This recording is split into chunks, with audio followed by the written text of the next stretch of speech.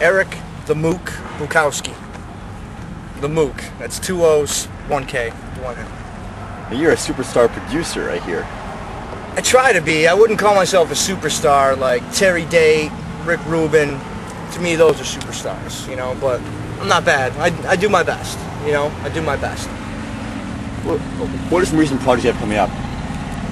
Recent projects I have coming up, I'm actually working with Leadyard right now, doing a 3-song demo for them, and for the most part I'm just working on my album. I'm taking a little bit of time off from working with all the bands and really focusing on myself, because in the past 4 or 5 years all I've done is everybody else and really haven't had much time to pursue my own projects. So what is your current project? My current project is I'm working on my rap album. It's called Master Mook, Suck My White Dick. That's it.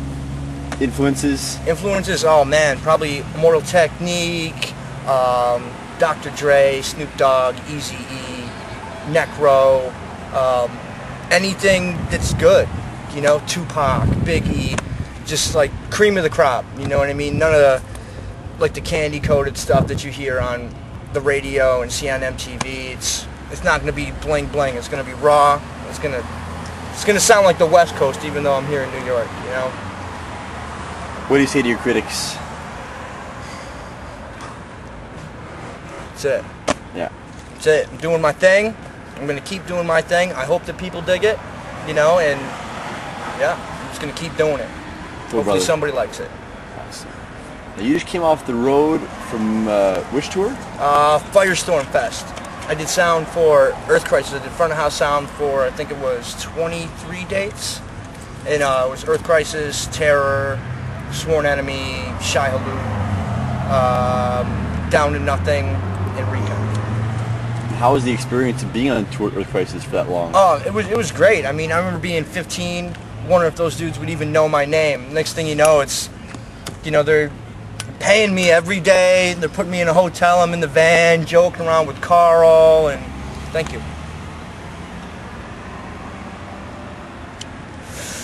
You know, it was a great time. It was like, I remember it really hit me when I'm walking with Carl down Hollywood Boulevard after mixing at the Knitting Factory. I was just like, man, this is it. You know, it was a great feeling. The whole tour was awesome. All the bands were cool. I really hit it off with the dude in Sworn Enemy. Yo, Sid, what up? What up? You know? Couple good stories from that tour. I mean, that tour was... I'll get it this time. Okay. Thank you, though. That tour was long awaited. Mm-hmm. Yeah, well, they did the 2 reunion shows. They did the one in Baltimore that I mixed, and they did the one in Ventura, California that I mixed, and both those went so well that they booked the whole tour. And it was awesome. Every show was cool, you know. It was just a great experience all around, you know. Everybody was cool. I had a lot of fun. Got to mix on a lot of really nice rigs in front of some good crowds. Just punished every night. Just crushed. It felt great, you know. I know Earth Crisis are straight edge, so there's no drinking going on there. No. But what kind of craziness would ensue at? You know, like, when I signed on the tour, I'd heard stories from the past and thought it was just going to be crazy and intense, but it was actually pretty mellow. It was actually, they're all getting older, they're married, they have kids, you know, they got all that craziness out of them, you know. It's like, pretty much we would just do the show. I'd hang out with Sworn Enemy for a little bit. After the show, I would have like 1 beer, you know what I mean? And that'd be it. Because I always hit the board sober. Always. Even if I did sound for Andrew WK, you know what I mean? Like, when I hit that board, I hit it sober because I want to give my best performance.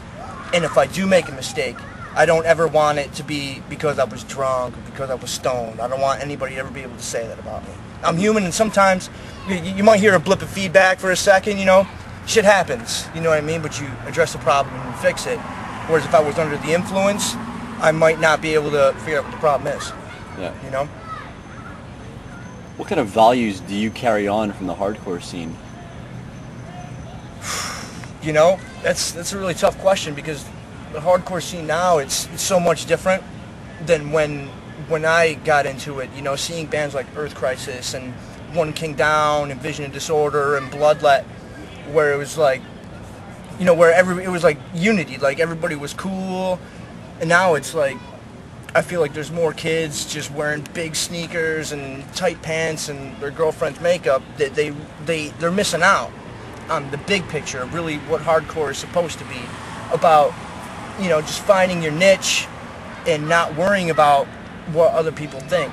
You know, it's almost become like a high school clique almost, and it's sad. But there are some bands that are still doing it, like Terror, for instance. It was amazing to watch them every night, and just their whole ethic behind it, just great.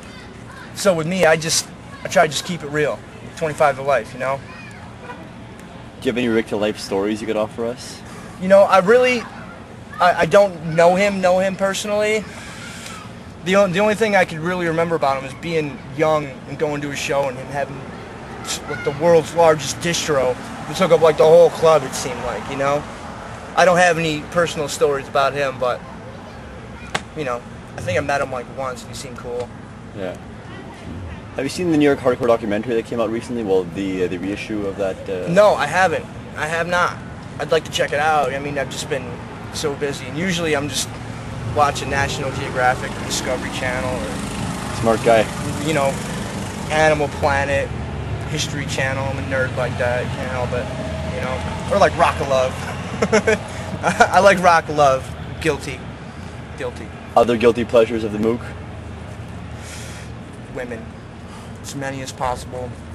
From 18, I have an 18-year-old girlfriend back in Chicago where I was living, and I've been banging a 45-year-old. I'm going to bang her tonight. It's my birthday. You know what I mean? She's picking me up from the club after I mix, so that's my guilty pleasure. Women. Lots of them. Lots of women. I wish you all the best tonight. Hope you have fun. Thank you. Thank you for your time, and I appreciate it. It's your birthday tonight, isn't it? Yeah. At midnight. At midnight is my birthday. I'll be 27. What are your plans for your birthday? Well, I'm going to stay sober until after I mix, but as soon as I'm done, I'm going to rage really hard for the last half hour this place probably open, and then I'm going to have sex till like 4 or 5 in the morning. I'm not going to pull out, and I'm not going to wear a condom. That's how I roll.